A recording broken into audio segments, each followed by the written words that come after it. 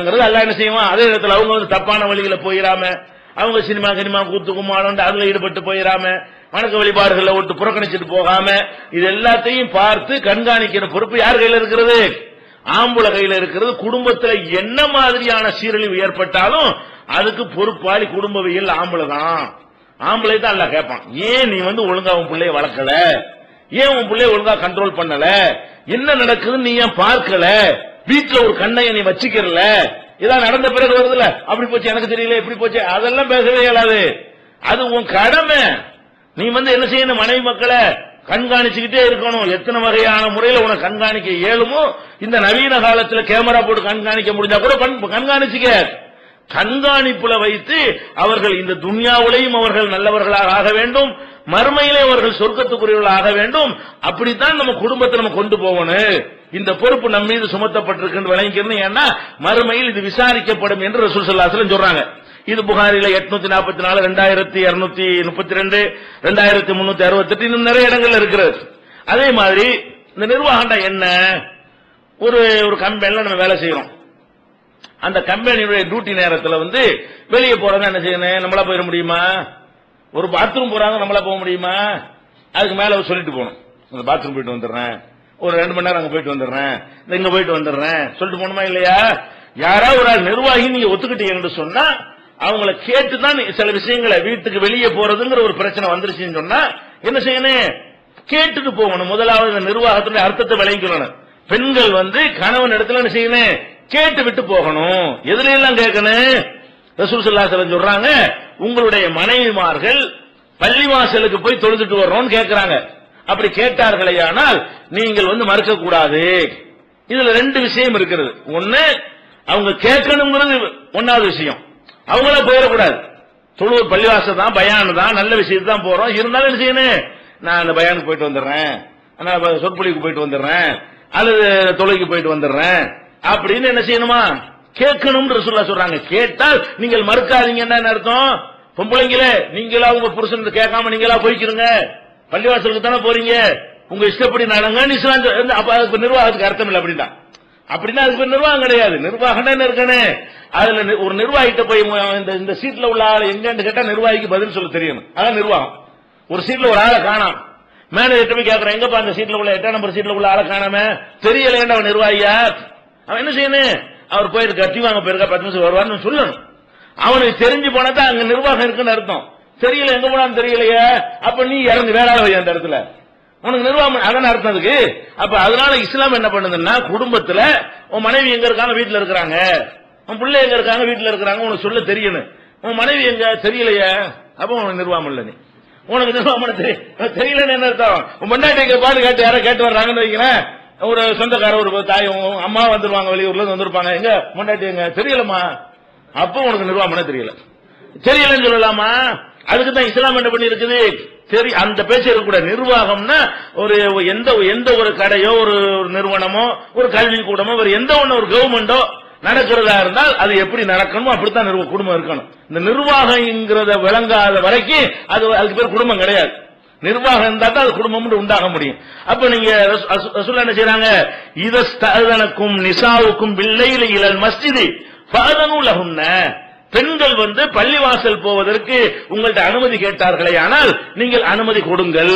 இது புகாரில 865, இன்னும் நிறைய இடங்கள்ல புகாரில இது பதிவு செய்யப்பட்டிருக்கிறது. இதுல 2 மேட்டர் வழங்கிக்கொள்ளணும். என்ன வழங்கணும்? பெண்கள் போறது நல்ல காரியமா இருந்தாலும் என்ன செய்யணும்?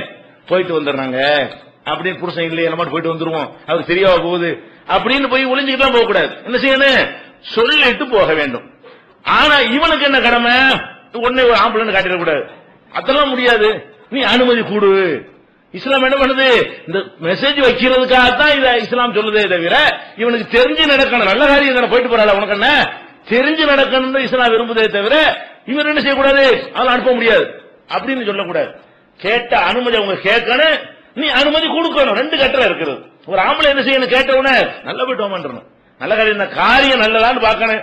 இதுல வந்து அவங்களுக்கு நல்லதா, தீனுக்கு நல்லதா, அது பெரிய பாரதூரமான விளைவு ஏற்படுத்தக்கூடியதான்னு பாரு. ஒண்ணுமே இல்லையா, நல்ல காரியம் தானே, கேடு இல்லையா, எங்க அம்மா வீட்டு போயிட்டு வர்றேன், அதெல்லாம் முடியாது. இதெல்லாம் தப்பு. ஏன் உனக்கும் உங்க அம்மா பாக்குற மாதிரி அவளுக்கு அம்மா அப்பாவுக்கு ஆசை இருக்காதா? ஒரு அம்மாவுக்கு செய்யற கடமையெல்லாம் மார்க்கத்தில் இல்ல. புருஷனுடைய கடமை என்ன? அவ கேட்கணுங்கிறது தான் மார்க்கத்தில் இருக்கே தவிர இவனுக்கு என்ன கொடுக்கப்பட்டிருக்கு, உனக்கு தெரிஞ்சுதாப்பா நடக்கணும், நீ போட்டு இருக்கிற கூட அதுக்கு அடிமைத்தான். அதான் ஆதிக்கம்ங்கிறான். அது இஸ்லாம கண்டிச்சிருது. இவங்க சொல்லக்கூடிய இந்த ஆணாதிக்கங்கிறாங்கல்ல, அது இஸ்லாம கண்டிச்சுப்படுது. அப்படியெல்லாம் ஒரு பெண்ணை வச்சிட முடியாது. கேட்டா நீங்க என்ன செய்யணும், அனுமதி கொடுக்க வேண்டும். அதே மாதிரி இந்த இடத்துல அனுமதியை சொல்றாங்க, பர்மிஷன் வாங்குறது கட்டுப்படுதல் இதுதான், நிர்வாகம் தான் இதுதான்.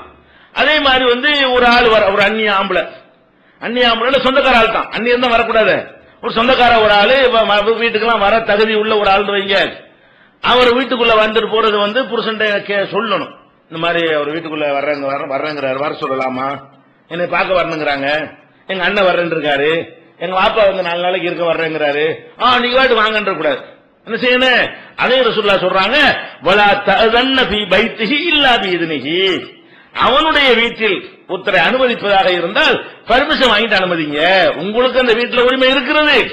ஆனால் என்ன செய்யணும், அந்த நிர்வாகம்ங்கிற ஒரு அமைப்பு இருக்கும் பொழுது அதை கேட்கணும். யார் அந்த நிர்வாகத்துல மெயின் அத்தாரிட்டியா இருக்கிறாங்களோ அதை கேட்கணும். இந்த ஆபீஸ் இருக்குன்னு வைங்களேன், வெளியூர்ல இருந்து ஒரு 4 நாள் தங்கணுங்கிறாரு, அவரை தங்கிட முடியுமா, திறந்து கிடந்தாலும் தங்கிக்க கூடாது. என்ன செய்யணும், அதுக்கு யாரு அத்தாரிட்டியா இருக்கிறாங்க அவங்கள்ட்ட கேட்கணும், தங்கிக்கலாமா, அவர்கிட்ட கிழங்கு இவர்கிட்ட கிழங்கு. கடைசி ஒரு ஆள் இருப்பாரு, யாரு பொறுப்பா அவர் என்ன செய்யணும், சரின்னு சொன்னவனா தங்கணும். அப்பதான் இங்க யார் தங்கி இருக்கிறா, என்ன நடக்குன்னு அவருக்கு தெரியும். அந்த மாதிரி இஸ்லாம் என்ன சொல்லுதுன்னு கேட்டா, நீங்க ஒரு ஆளை உங்க வீட்டுக்குள்ள தங்க வைக்கிறதாக இருந்தால் அதை அனுமதி கேட்டுக்கிறங்க. அனுமதி தான் 2 விஷயம் இருக்கு. டெய்லி உன்னோடும் கேட்டுட்டு இருக்குன்னு ஒரு அர்த்தம் இருக்கிறது, ஹோல்சேலா மொத்தமா கேட்டுக்கிறது இருக்கிறது. எதுக்கு ஒவ்வொரு வகுத்து தொலைக்கும் போய் கேட்க வேண்டியது இல்ல. பள்ளியாசலுக்கு நான் அடிக்கே போயிட்டு வந்துடலாமா, எல்லா வேலைக்கு நான் போகணும், எப்போனாலும் பள்ளியாசலுக்கு போக மாட்டேன்னு அதான் அனுமதி. ஒவ்வொரு நாளும் கேட்டுட்டு அனுமதி அவசியம் கிடையாது. 30 நாளைக்கு ரமணான்ல பயானுக்கு போயிட்டு வரலாமான்னு ஒரு நாள் கேட்கறீங்க, 30 நாள் போய்க்க, அவ்வளவுதான் அனுமதி. இதுக்கு என்ன செய்யறது இல்ல, டெய்லி போய் கேட்கறது இல்ல. ஒரு நாளைக்கு ஏதாவது முக்கியமான ஒரு விஷயம் எனக்கு போக வேணான்னு அவர் சொன்னார், ஒரு காரணத்தை சொல்லி வேணான்னு சொன்னார், என்ன செய்யணும், அதை கேட்டுக்கொள்ளணும். அந்த மாதிரியான அடிப்படையில் இந்த உரிமைங்கிறது நிர்வாகம் என்பது அவனுக்கு தெரிந்து நடக்கணுங்கிறது தான் இஸ்லாத்தினுடைய கருத்தாக இருக்கிறது தவிர விரும்புனா கொடுக்கிறது, விரும்பாட்டி மறுக்கிறதுங்கிற மாதிரி வச்சுக்கிறாத நல்ல விஷயங்களை அப்படின்னு இருக்கிறது. அதே மாதிரி நோன்பு, கடமையான நோன்பு கண்டிப்பா அல்லாஹ்வுக்காக வச்சு அவன ரமலான் நோன்பு, ரமலான் இல்லாத நல்ல ஒரு பொம்பளை நோன்பு வைக்கிறான்னு வைங்க, அப்ப கூட அந்த நிர்வாக செட்டப் குறைஞ்சு போயிடும். நோன்பு வைக்கிறதா இருந்தா புருஷன் வீட்டுல இருக்கும் போது, ஊர்ல இருக்கும் பொழுது நோன்பு வைக்கிறதா இருந்தா கணவன் கேட்டுட்டு வை. ஏன், அந்த பகல் நேரத்தில் கூட அவன் தாம்பத்தியத்தை நாடக்கூடியவனா இருப்பான், வெளியூர்ல இருந்து வருவான், அல்லது ஏதோ ஒரு எண்ணத்துல இருப்பான், ஒரு மூடல வருவான்னு வைங்களேன், நீங்க நான் நோம்பாளியா இருக்கிறேன்டா, அது சரியா வராதான். ரசூலுல்லாஹ் என்ன சொல்றாங்கன்னு கேட்டா, லா யஹில், இந்த நிர்வாகம் எப்படிலாம் இருக்குன்னு இது கூட கேட்க சொல்றாங்க. லா யஹில்லு லில் மர்அத்தி அன் தஸூம வ ஸௌஜுஹா ஷாஹிதுன் இல்லா பிஇذنஹி, கணவன் உள்ளூரில் இருக்கக்கூடிய நேரத்தில் ரமலான் அல்லாத கடமை இல்லாத நோன்பு வைப்பதாக இருந்தால், சும்மா சுன்னத்தான நோன்பு, நம்மளா ஒரு நபிலான நோன்பு வைக்கிறோம்னு வைங்களேன், அப்படி வைப்பதாக இருந்தால் அவங்ககிட்ட பர்மிஷன் வாங்கி கொண்டு என்ன செய்யணும், நோன்பு வைக்கணும். எதுக்காக வேண்டிய இந்த நோன்புக்கு பர்மிஷன் வாங்க சொல்லுது, குடும்பத்தினுடைய முக்கியமான என்ன, சந்தோஷமா 2 பேர் இருப்பது. இவன் நாளைக்கு சந்தோஷமா இருக்கலாம்னு சொல்லி ஒரு எண்ணத்தோட ஒரு பலவிதமான கனவோட இருப்பான். அது மாதிரி நினைச்சு நான் நோம்பாளி நினைக்க சொன்னா சரியா வருமா, சரியா வராது. அப்ப அது பகல் நேரத்தில் அவன் சில சந்தோஷங்களை விரும்பி இருக்கலாம். அப்ப அந்த பகல் நேரத்தில் விரும்பக்கூடியவனா இருந்தானே, ஆனால் என்ன செய்யக்கூடாது, அவன்கிட்ட முதல்ல சொல்லிக்கணும். அப்ப அந்த கனவை வளர்த்துக்கிற மாட்டான், அந்த ஆசையை முன்னாடி வளர்த்துக்கிற மாட்டான். ஒண்ணு இல்ல, எனக்கு கண்டிப்பா நாளைக்கு நம்ம சந்தோஷமா இருக்கணும், நீ நோன்பு வைக்காதுன்னு விட்டுருங்க, அவ்வளவுதான் மேட்ரு. அப்ப இந்த மாதிரி எல்லாம் இந்த குடும்பம் என்ன செய்யணும், கேட்டு நீங்க செய்யுங்க, அது பர்மிஷன் வாங்கிட்டு செய்யுங்கன்னு சொல்லி ரசூல் ஸல்லல்லாஹு அலைஹி வஸல்லம் சொல்றாங்க. இது புகாரில 5195வது ஹதீஸாக இருக்கிறது. அதே மாதிரி இந்த இல்லற வாழ்க்கையில ஈடுபடுறது இருக்கு இல்லையா, அதுல எல்லாம் பெண்கள் ரொம்ப கிராக்கி பண்ணக்கூடாது.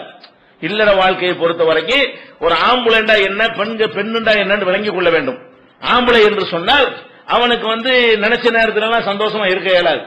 பெண்ணை பொறுத்த வரைக்கும் நினைச்ச நேரத்துல அவங்க சந்தோஷமா இருக்கலாம். ஆணை பொறுத்த வரைக்கும் அவனுக்கு ஏதாவது ஒருத்தனுக்கு கடன் கொடுக்க வேண்டி இருக்குன்னு வைங்க, அதையே நினைச்சுக்கிட்டு இருந்தான்னு வைங்க, இந்த மாதிரி எண்ணமே அவனுக்கு வராது. இந்த மாதிரி தாம்பத்தியத்தில் ஈடுபடணுங்கிற ஒரு எண்ணமே அவனுக்கு வராது. அல்ல ஏதாவது ஒரு மிரட்டலோ ஒரு எச்சரிக்கை, அவனை கொலை பண்ணிடுவோம் ஒருத்தர் மிரட்டி இருக்கான்னு வைங்க, அதையே நினைச்சிட்டு இருக்கான், அவனும் அந்த மாதிரியான எண்ணங்கள்லாம் அவனுக்கு வராது.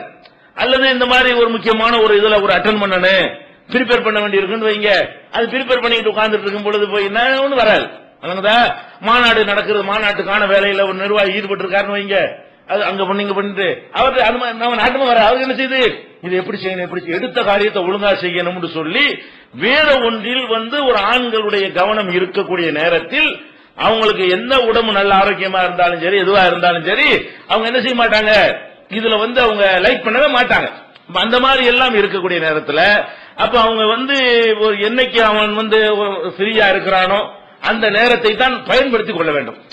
அப்ப அவன் என்ன செய்யறான், ஒரு சந்தோஷமா இருப்பதற்காக மனைவிட்ட சொல்லும் போது அதெல்லாம் முடியாது, நேத்து நீங்க அப்படி செஞ்சீங்க அப்படின்னு செஞ்சிடக்கூடாது. நேத்து அவன் வேணான்னு கூட சொல்லியிருப்பான். நேத்து என்ன செஞ்சிருப்பான், அவனுக்கு ஏதோ ஒரு டென்ஷன்ல இந்த மாதிரியான படுத்தும் கூட சொல்லியிருப்பான். அது மாதிரி ஏதோ ஒரு சம்பவங்கள் இருந்தால் நீங்க என்ன புரிஞ்சுக்கிறேன்னு, ஆம்பளை அவனுக்கு இந்த மனசு மூளையில வேற பஞ்சாயத்து இல்லாட்டி தான் இதை விரும்புவான். விரும்பினா தான் அவனால் சந்தோஷமா இருக்க முடியும். இத அதிகமான பெண்கள் வழங்குறது இல்ல. இவன் இவனுடைய இந்த மூளை பொறுத்து சில நேரங்கள்ல இல்லற வாழ்க்கை கிடைக்கலங்கிறதுக்காக வேண்டி இவனுக்கு மூடு வரும்ல, அந்த நேரத்தில் உள்ள சந்தோஷம் இழந்துடுறாங்க. என்னத்தை யதார்த்தத்தை என்ன விளைவிக்கிறது, ஆம்பளைத்தை இப்படித்தான் நீங்க எதிர்பார்க்க வேண்டும். ஆம்பளையை பொறுத்த வரைக்கும் என்ன செய்ய முடியாது, தூங்குறதுல கூடங்க ஒரு பொம்பளை படுத்தவனும் தூங்கிடுவாங்க. ஆம்பளைக்கு தூங்க முடியுதா, ஓட்டு மலையை பார்த்துட்டே இருப்பான். 5 நிமிஷம் தூங்கிட்டு கூட 5 நிமிஷம் கூட உங்களுக்கு தூங்க முடியும். பெண்களுக்கு 5 நிமிஷம் தூங்குவாங்க, கதவை போய் திறப்பாங்க, மறுபடியும் 11 தூங்கிவாங்க. நமக்கு தூக்கம் ஸ்டார்ட் ஆகி தூக்கம் வர்றது 1 மணி நேரம் எடுக்கும்.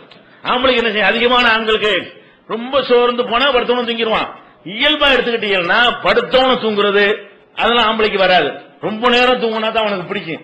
தூங்கும்போது எழுப்புனா கோவம் வரும். இந்த பொம்பளைகளுக்கு என்ன செய்யும், அது மாதிரி இருக்க குழந்தை அழுவுமா அப்படி பழகிட்டாங்க, அப்படி இயல்பா வைக்கப்பட்டிருக்கிறதா 2 நிமிஷம் கூட உங்களுக்கு போதும். 2 நிமிஷம் தூங்குவாங்க, மறுபடியும் எழுச்சிக்கிடுவாங்க, மறுபடியும் என்ன படுத்தா நினைச்சா தூங்கிடுவாங்க. இந்த மாதிரி எல்லாம் அல்லாஹ் படைத்து வைத்திருக்கிறான். அப்படி ஆம்பளை கிடையாது. எவ்வளவு டென்ஷன் எவ்வளவு பாரதூரமான விஷயம் இருந்தாலும் ஒரு பொம்பளைக்கு தூங்கிட முடியும். 99% பொம்பளைக்கு என்ன செய்ய முடியும், இரவுல தூங்கிடுவாங்க. இந்த மனநோயாளிகளா இருந்தாலே தவிர எவ்வளவு பெரிய புருஷனை திட்டம் ஒப்பாரி வச்சு அழுதுட்டு தூங்கிடுவாங்க. சாவு வீட்டுல மூத்தான வீட்டுல பாத்தீங்கன்னா ஆம்பளை தூங்க மாட்டாங்க, பொம்பளை அவ்வளவு ஒப்பாரி வைக்குவாங்க. ஆனா அழகா தூங்கிடுவாங்க. ஒப்பாரியெல்லாம் வச்சு போட்டு ஊரைய அழுது கூட்டி போட்டு அவர்களால் தூங்க முடியும். ஆம்பளைக்கு என்ன செய்ய முடியாது, இப்படி உட்கார்ந்துட்டே இருப்பான், அப்படி ஃபீலிங்காவே இருக்கும். அப்பா போயிட்டாரு அம்மா போயிட்டாங்க இப்படி நினைச்சுக்கிட்டே இருப்பான். ஆனா அளவு தெரியாது அவனுக்கு. அவங்க என்ன செய்வாங்க, ஒரேடியா கொட்டன்னு கொட்டிடுவாங்க. என் வாழ்க்கை இழந்த மாதிரி அப்படி காட்டிட்டு என்ன செய்வாங்க, அவர் பார்த்து அப்படி தூங்கிட்டு இருப்பாங்க. அப்ப எதுக்கு இதை சொல்றாங்க, வேற எந்தவங்க செய்யறது இல்ல, அந்த அப்படித்தான் நல்லா படைச்சிருக்க. இது எல்லாமே எதுக்கு சொல்றோம்னு கேட்டா யாரையும் குறை சொல்றது இல்ல, அல்லாஹ் அப்படி படைத்திருக்கிறான். அவங்க அப்படி தூங்குறது குறை கிடையாது. அவங்க உடம்பு அப்படியே புரோகிராம் பண்ணப்பட்டிருக்கிறது. இவனுடைய உடம்பு அப்படித்தான் புரோகிராம் பண்ணப்பட்டிருக்கிறது. அப்ப ஆணுண்டா இப்படித்தான் இருப்பான், பெண்ணுண்டா இப்படித்தான் இருப்பான்னு புரிஞ்சுக்கிறாட்டி எப்படி குடும்ப வாழ்க்கை நடக்கும்.